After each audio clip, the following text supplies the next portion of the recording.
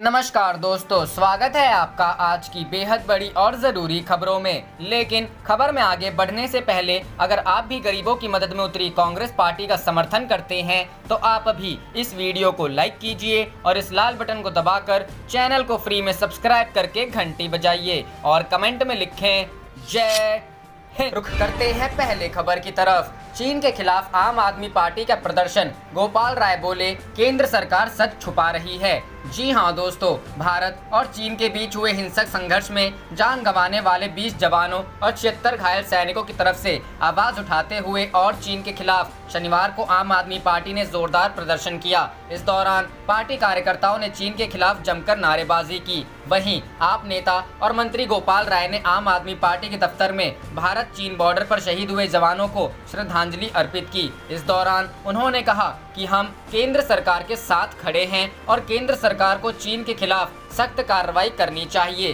गोपाल राय ने कहा कि पीएम मोदी ने कल कहा कि हमारी सीमा में कोई नहीं घुसा, तो फिर सवाल यह है कि हमारे 20 सैनिक शहीद क्यों हुए और 76 सैनिक घायल क्यों हो गए हैं। हमें लगता है कि सरकार कुछ छिपा रही है। उन्होंने कहा कि केंद्र सरकार को सभी शहीदों के परिवार को 1-1 करोड़ रुपए की राशि देनी चाहिए। बताया जा रहा है कि दिल्ली में आम आदमी पार्टी सभी 70 विधानसभाओं पर इस तरह के विरोध प्रदर्शन कर रही है। बता दें, भारत और चीन के बीच हुई गलवान घाटी में हिंसक झड़प के बाद प्रधानमंत्री नरेंद्र मोदी ने सर्वदलीय बैठक बुलाई थी, जिसमें कांग्रेस अध्यक्ष सोनिया गांधी समेत 20 दलों के नेताओं ने हिस्सा लिया था। इस दौरान पीएम मोदी ने बताया कि हमारी सीमा में कोई भी नहीं घुसा है, ना ही कोई घुसा हुआ है और ना ही हमारी किसी पोस्ट पर किसी ने कब्जा किया है। रुख करते हैं अगली खबर की तरफ। गलवान घाटी भारत का हिस्सा है या नहीं, अखिलेश यादव ने केंद्र सरकार से किया सवाल। जी हां दोस्तों, चीन के साथ सीमा पर चल रहे तनाव को लेकर प्रधानमंत्री नरेंद्र मोदी की सर्वदलीय बैठक चर्चा में है। 19 जून को हुई इस बैठक में पीएम मोदी ने दावा किया था कि हमारी जमीन में कोई ना घुसा है ना घुसा था, साथ ही हमारी कोई पोस्ट किसी के कब्जे में है। अब विपक्ष केंद्र सरकार पर पीएम के बयान को लेकर आक्रामक हो गया है। समाजवादी पार्टी के अध्यक्ष और उत्तर प्रदेश के पूर्व मुख्यमंत्री अखिलेश यादव ने कहा कि चीनी घुसपैठ के खिलाफ भारत सरकार के साथ पूरा देश खड़ा है। अखिलेश यादव ने कहा कि अगर नहीं तो क्यों विदेश मंत्रालय ने यथास्थिति की मांग की। गलवान घाटी भारत का हिस्सा है या नहीं, हमें स्पष्टीकरण की जरूरत है, हमें सच जानने की जरूरत है। एक अन्य ट्वीट में अखिलेश यादव ने कहा कि प्रधानमंत्री जी के भारत चीन एलएसी कथन से भ्रमित होकर जनता पूछ रही है कि यदि चीन हमारे इलाके में नहीं घुसा तो फिर हमारे सैनिक किन हालातों में शहीद हुए और क्या इस कथन से चीन को क्लीन चिट दी जा रही है। इससे पहले किए गए एक अन्य ट्वीट में अखिलेश यादव ने कहा था कि आज पूरा देश व हर दल चीन और एलएसी पर प्रधानमंत्री के इस कथन के साथ पूरे विश्वास के साथ खड़ा है कि ना कोई हमारे इलाके में घुसा है और ना ही किसी संकट पर किसी पोस्ट पर कब्जा किया है। अब सरकार को इसे निश्चित करना होगा कि देश की सीमाओं के साथ ही जनता के इस विश्वास की भी 100% रक्षा हो। रुख करते हैं अगली खबर की तरफ। पीएम मोदी के बयान पर बोले ओवैसी, किसी पीएम को हक नहीं गिफ्ट में दे भारत की जमीन। जी हां दोस्तों, गलवान घाटी में भारत और चीन के सैनिकों के बीच हाल ही में हिंसक झड़प पर प्रधानमंत्री नरेंद्र मोदी के बयान को लेकर एआईएमआईएम के अध्यक्ष असदुद्दीन ओवैसी ने सवाल खड़े किए हैं। ओवैसी ने एक के बाद एक किए गए कई ट्वीट में प्रधानमंत्री नरेंद्र मोदी को घेरा है। एक ट्वीट में उन्होंने कहा, प्रधानमंत्री नरेंद्र मोदी के मुताबिक भारत का एक भी हिस्सा चीन के कब्जे में नहीं है, इसलिए मेरे कुछ सवाल हैं। पहला, हमारे 20 सैनिक क्यों मारे गए अगर भारतीय सेना ने चीनी सेना के जवानों को भगाने की कोशिश नहीं की। दूसरा, किसी भी प्रधानमंत्री को हक नहीं है कि वे भारतीय भूभाग को बिना संसद की मंजूरी के किसी को दान में दे दे। तीसरा, एयर वाइस मार्शल बहादुर मनमोहन का दावा है कि गलवान इलाका हमेशा से एलएसी के भारतीय साइड की ओर रहा है। चौथा, चीन के लोग दावा कर रहे हैं कि गलवान घाटी उनकी है। यह कहना कि चीन का कोई कब्जा नहीं है, क्या प्रधानमंत्री नरेंद्र मोदी इसका समर्थन नहीं कर रहे हैं। एक अन्य ट्वीट में उन्होंने कहा कि अगर भारतीय क्षेत्र में कोई चीनी घुसपैठ नहीं है तो भारतीय वायुसेना को यह क्यों कहना पड़ रहा है कि एलएसी पर किसी भी स्थिति का जवाब देने के लिए हम तैयार हैं। ओवैसी ने कहा कि यह काफी भ्रमात्मक है कि प्रधानमंत्री नरेंद्र मोदी और विदेश मंत्री एस जयशंकर के बयान एक दूसरे के विरोधाभासी हैं। एक कहते हैं कि कोई घुसपैठ नहीं है, दूसरे कहते हैं कि चीन गलवान में एलएसी का सम्मान करते हुए आपसी सहमति से चले गए। चीन ने गलवान सेक्टर में हमारी ओर ढांचा खड़ा करने को कहा है। प्रधानमंत्री नरेंद्र मोदी से सवाल पूछते हुए ओवैसी ने कहा कि क्या पेट्रोल पॉइंट 14 गलवान घाटी अब भी चीनी कब्जे में है? पैंगोंग त्सो झील की स्थिति कैसी है? ज्यादातर हिस्सा भारत का है। एक अन्य ट्वीट में असदुद्दीन ओवैसी ने केंद्र सरकार से सवाल पूछा है कि क्या आप अधिकारी मैप जारी करेंगे जिसमें पैंगोंग त्सो झील का कितना हिस्सा गलवान घाटी में हमारे हिस्से में है? क्या आप एक व्हाइट पेपर में पब्लिश करेंगे कि लद्दाख की भौगोलिक स्थिति 2014 से 16 जून 2020 तक कैसी रही है? सर्वदलीय बैठक के बाद पीएम मोदी ने सभी राजनीतिक दलों को आश्वस्त किया कि हमारी सेनाएं सीमाओं की रक्षा करने में पूरी तरह सक्षम हैं। प्रधानमंत्री नरेंद्र मोदी ने सर्वदलीय बैठक के बाद कहा कि ना तो वहां कोई हमारी सीमा में घुसा हुआ है और ना ही हमारी कोई पोस्ट किसी दूसरे के कब्जे में है। लद्दाख में हमारे 20 जांबाज शहीद हुए, लेकिन जिन्होंने भारत माता की तरफ आंख उठाकर देखा था उन्हें हमारे जवान सबक सिखा कर गए हैं। रुख करते हैं अगली खबर की तरफ। शिवसेना की केंद्र को सलाह, गलवान घाटी पर चीन के दावे का भारत दे जवाब। जी हां दोस्तों, गलवान घाटी पर चीन के दावे से नाराज शिवसेना ने केंद्र सरकार से कहा है कि उसे भी चीन को जवाब देना चाहिए। शिवसेना के उपनेता प्रियंका चतुर्वेदी ने शनिवार को कहा कि केंद्र को चीन के इस दावे का जवाब देना चाहिए कि लद्दाख में गलवान घाटी इलाके पर उसकी संप्रभुता है। गौरतलब है कि सोमवार रात को पूर्वी लद्दाख की गलवान घाटी में चीनी सैनिकों के साथ हिंसक झड़प में एक कर्नल समेत भारत के 20 सैन्यकर्मी शहीद हो गए थे।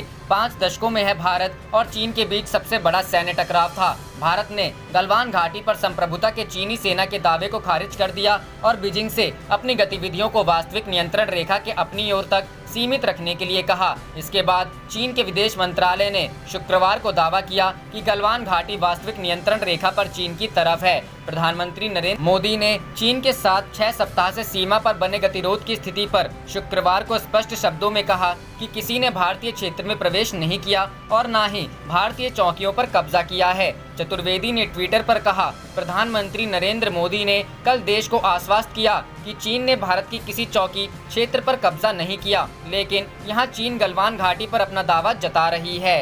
रुख करते हैं अगली खबर की तरफ। योगी सरकार के खिलाफ 22 से कांग्रेस का पोल खोलो अभियान। जी हां दोस्तों, उत्तर प्रदेश की योगी सरकार पर भ्रष्टाचार में लिप्त रहने का आरोप लगाते हुए कांग्रेस ने 22 जून से राज्यव्यापी पोल खोलो अभियान चलाने का फैसला किया है। पार्टी के प्रदेश अध्यक्ष अजय कुमार लल्लू ने शनिवार को कहा कि भाजपा सरकार के कार्यकाल में 69,000 शिक्षक भर्ती और पशुधन विभाग में घोटाले हुए हैं। इसके चलते पार्टी ने भ्रष्टाचार पर पोल खोलो अभियान चलाने का निर्णय लिया है। अभियान के तहत प्रत्येक जिले और ब्लॉक स्तर बड़े पैमाने पर पर्चा वितरण, पोस्टर आदि के माध्यम से प्रदेश में व्याप्त भ्रष्टाचार को जनता के सामने लाया जाएगा। उन्होंने कहा कि 22 जून से शुरू होने वाले इस अभियान के पहले दिन हर जिले पर जिलाधिकारी के माध्यम से प्रदेश के राज्यपाल को घोटालों और भ्रष्टाचार के संदर्भ में ज्ञापन दिया जाएगा। कोविड-19 महामारी के चलते प्रत्येक जिले के अध्यक्ष को महामारी के दौरान जरूरी गाइडलाइंस का हर हालत पालन करने और करवाने के साथ साथ अभियान में भागीदारी सुनिश्चित करने को कहा गया है। श्री लल्लू ने बताया कि अभियान के दौरान 25 जून को हर जिले में सामूहिक उपवास का कार्यक्रम होगा। 2 से 12 जुलाई तक प्रदेश के हर जिले के हर ब्लॉक को कवर करते हुए छोटी छोटी टोलियों में पर्चा वितरण कार्यक्रम के साथ शिक्षक भर्ती घोटाले और पशुधन घोटाले का सच जनता के बीच रखा जाएगा। 14 से 19 जुलाई तक सूबे की हर ग्राम सभा तक भ्रष्टाचार और घोटालों को उजागर करने वाले पोस्टर ग्राम सभा चैक चट्टी पर चस्पा किए जाएंगे। इसके अलावा सोशल मीडिया के माध्यम से हर जिले, ब्लॉक और ग्राम सभा तक घोटालों और भ्रष्टाचार से संबंधित योगी सरकार की कारगुजारियों को जनता के समक्ष रखा जाएगा। उन्होंने कहा कि पूरे प्रदेश में संस्थागत लूट खसोट हो रही है। मंत्रियों के प्रतिनिधियों के नाम घोटालों और भ्रष्टाचार में आ रहे हैं, पर मुख्यमंत्री योगी पूरे मामले में साजिशी चुप्पी ओढ़े हैं। ऐसे में हम जनता के बीच जाकर घोटालों और भ्रष्टाचार का सच जनता के बीच रखते हुए योगी निजाम को बेनकाब करने का काम करेंगे। रुख करते हैं अगली खबर की तरफ। बीजेपी नेता सुब्रमण्यम स्वामी बोले, चीन ने रद्द किया डोकलाम समझौता, सरकार बताए सच। जी हां दोस्तों, कांग्रेस ही नहीं, अब बीजेपी नेता सुब्रमण्यम स्वामी ने भी केंद्र सरकार पर चीन विवाद को लेकर जोरदार हमला बोला है। स्वामी ने कहा कि ऐसी खबरें आ रही हैं कि चीन ने भारत के साथ पिछले साल हुए डोकलाम समझौते को रद्द कर दिया है। ऐसे में सच्चाई क्या है, इस केंद्र सरकार को साफ करना चाहिए। स्वामी ने ट्वीट किया कि न्यूयॉर्क टाइम्स जैसे अमेरिकी मीडिया स्रोतों का कहना है कि चीन ने पिछले साल डोकलाम पर भारत के साथ किए गए समझौते को खत्म कर दिया है। जिस पर भारत ने जीत के रूप में दावा किया था कि चीन भूटान से अपना सैन्य वापस ले रहा है। अब सूत्रों का कहना है कि चीनी पीएलए ने डोकलाम में फिर से प्रवेश किया है। विदेश मंत्रालय को स्थिति स्पष्ट करनी चाहिए। रुख करते हैं अगली खबर की तरफ। राहुल गांधी ने लगाया पीएम पर बड़ा आरोप, बोले सरेंडर कर दी चीन को भारत की जमीन। जी हां दोस्तों, भारत चीन सीमा विवाद में 20 जवानों के शहीद होने पर पूरे देश में गुस्से का माहौल में ऐसे में देश के प्रधानमंत्री नरेंद्र मोदी ने शुक्रवार को सर्वदलीय बैठक बुलाकर कहा था कि ना तो वहां कोई हमारी सीमा में घुसा है और ना ही किसी ने हमारी पोस्ट पर कब्जा किया है। उनके इस जवाब पर कांग्रेस के पूर्व अध्यक्ष ने पलटवार किया है और कहा है कि प्रधानमंत्री ने चीन के सामने भारतीय क्षेत्र को सरेंडर कर दिया है। ट्वीट में क्या बोले, उन्होंने एक ट्वीट के माध्यम से प्रधानमंत्री पर हमला बोलते हुए कहा है कि पीएम ने चीन के अग्रेशन के सामने भारतीय क्षेत्र का सरेंडर कर दिया है। रुख करते हैं अगली खबर की तरफ। पूर्व वित्त मंत्री पी चिदम्बरम ने पीएम मोदी पर उठाए सवाल, कहा क्या उन्होंने चीन को क्लीन चिट दे दी है। जी हां दोस्तों, कांग्रेस के वरिष्ठ नेता पी चिदम्बरम ने लद्दाख में चीन के साथ गतिरोध पर प्रधानमंत्री नरेंद्र मोदी के बयान को लेकर शनिवार को सवाल किया कि क्या प्रधानमंत्री ने चीन को क्लीन चिट दे दी है। उन्होंने ट्वीट किया, प्रधानमंत्री ने कहा कि भारतीय सीमा में कोई विदेशी नहीं है। अगर यह सही है तो 5-6 मई को क्या हुआ? पिछले दिनों दोनों देशों के सैनिकों के बीच संघर्ष क्यों हुआ? भारत ने अपने 20 जवानों क्यों खोए? पूर्व गृह मंत्री ने यह सवाल भी किया। अगर चीनी सैनिकों ने कोई घुसपैठ नहीं की है तो फिर 6 जून को कोर कमांडर स्तर की बैठक क्यों हुई थी? क्या यह बैठक मौसम के बारे में हुई थी? अगर कोई चीनी सैनिक ने एलएसी पार नहीं किया तो फिर विदेश मंत्री एस जयशंकर के बयान में पूर्व यथास्थिति की बहाली की बात क्यों हुई? उन्होंने यह भी पूछा, क्या प्रधानमंत्री ने चीन को क्लीन चिट दे दिया है? अगर ऐसा है तो फिर चीन से बातचीत क्यों? मेजर जनरल बातचीत क्यों कर रहे हैं और किस बारे में बात कर रहे हैं? गौरतलब है कि मोदी ने भारत चीन तनाव पर शुक्रवार को बुलाई गई सर्वदलीय बैठक में कहा, ना कोई हमारे क्षेत्र में घुसा और ना ही किसी ने हमारी चौकी पर कब्जा किया है। प्रधानमंत्री ने लद्दाख में वास्तविक नियंत्रण रेखा पर भारतीय और चीनी सैनिकों के बीच हुई हिंसक झड़पों को लेकर बुलाई गई इस बैठक के अंत में कहा कि चीन ने जो किया है उसे पूरा देश आहत और आक्रोशित है। रुख करते हैं अगली खबर की तरफ। मध्य प्रदेश उपचुनाव से पहले कांग्रेस का बड़ा दावा, कहा हमारे संपर्क में शिवराज के बड़े नेता। जी हां दोस्तों, मध्य प्रदेश में भले ही चुनाव की तारीखों का ऐलान नहीं किया गया है, लेकिन उससे पहले ही सियासी पारा चढ़ने लगा है। कांग्रेस और बीजेपी दोनों ही दल चुनाव की तैयारियों में जुटे हुए हैं। कांग्रेस ने भी बीजेपी में सेंधमारे का दौर शुरू कर दिया है। कांग्रेस नेता के मिश्रा की माने तो 1 दर्जन से अधिक बीजेपी के बड़े नेता पूर्व मुख्यमंत्री कमलनाथ के संपर्क में हैं और वे एक एक करके कांग्रेस में आएंगे। कांग्रेस नेता के मिश्रा ने कहा कि जो बीजेपी कल तक कांग्रेस मुक्त भारत की बात करती थी, अब उस पार्टी में इतनी अंतर्कलह बढ़ गई है कि मध्य प्रदेश अब बीजेपी मुक्त होने की ओर बढ़ रहा है। उपचुनाव में जीत हमारी ही होगी। बीजेपी के नेता परेशान होकर हमारे पास आएंगे। वहीं कांग्रेस के इस दावे पर बीजेपी का कहना है कि कांग्रेस नेतृत्व बहुत कमजोर है। यही कारण है कि कांग्रेस लगातार टूट रही है, जिसका फायदा बीजेपी को मिल रहा है। नेताओं के पार्टी छोड़ने के सवाल पर उन्होंने कहा कि जब कोई व्यक्ति पार्टी छोड़कर जाता है तो दुख तो होता है, लेकिन जनता सब जानती है कि राष्ट्रवाद और राष्ट्रहित की बात करने वाली केवल एक ही पार्टी है, वह है बीजेपी। आपको बता दें कि पिछले दिनों बीजेपी सरकार में सामान्य वर्ग निर्धन आयोग के अध्यक्ष रहे बालेंदु शुक्ला बीजेपी छोड़ कांग्रेस में शामिल हुए थे। उन्होंने कहा था कि बीजेपी में कई लोग ज्योतिरादित्य के आने से खुश नहीं हैं। यह बात सही है कि मेरा ज्योतिरादित्य सिंधिया से मनमुटाव रहा है। रुख करते हैं अगली खबर की तरफ। महिला पत्रकार पर एफआईआर से भड़की प्रियंका गांधी, पीएम के गोद लिए गांव का दिखाया था हाल।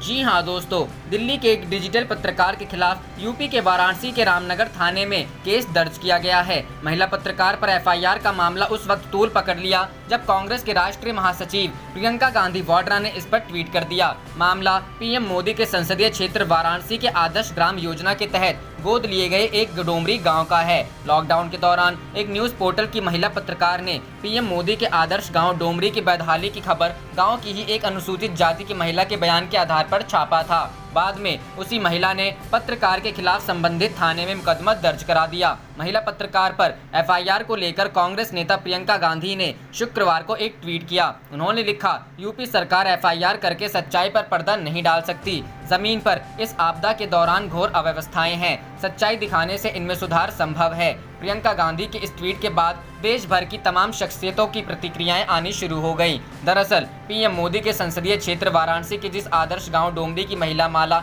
देवी के बयान पर खबर की बुनियाद थी, वह और उसके परिवार ने अब महिला पत्रकार को ही झूठा बताकर एफआईआर करा दी है। शिकायतकर्ता के मुताबिक लॉकडाउन के दौरान उनके पास खाने की कमी नहीं थी और ना ही और कोई दिक्कत, लेकिन अभी भी उनका राशन कार्ड नहीं बना है। लेकिन वो वाराणसी नगर निगम में अस्थायी नौकरी करती हैं, जिससे उसकी आजीविका चल जाती है। शिकायतकर्ता माला देवी ने बताया कि वे नगर निगम में नौकरी करती हैं और अंगूठा छाप हैं। उन्होंने कहा, महिला पत्रकार ने मुझसे राशन कार्ड के बारे में पूछा तो मैंने बताया कि नहीं है, लेकिन मुझे खाने पीने की कोई दिक्कत नहीं है। मुझे महीने की तनख्वाह मिल जाती है। मेरी माँ भी सरकारी पेंशन लेती है। उसके अलावा मेरा परिवार भी है। माला देवी ने बताया कि महिला पत्रकार ने अपने खबर के जरिए मेरी और मेरी जाति का मजाक बनाया है, इसलिए मैंने एफआईआर दर्ज कराई है। जहां जाती हूं, लोग मुझसे पूछते हैं। वहीं इस पूरे मामले में वाराणसी के एसपी सिटी विकास चंद्र त्रिपाठी ने बताया कि रामनगर थाने में स्थानीय महिला की शिकायत पर केस दर्ज किया गया है,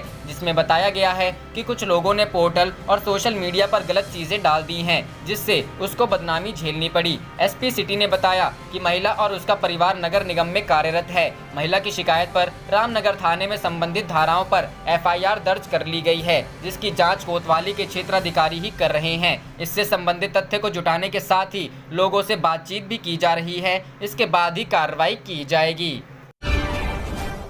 आप देख रहे थे आपका अपना चैनल जय हिंद जय भारत।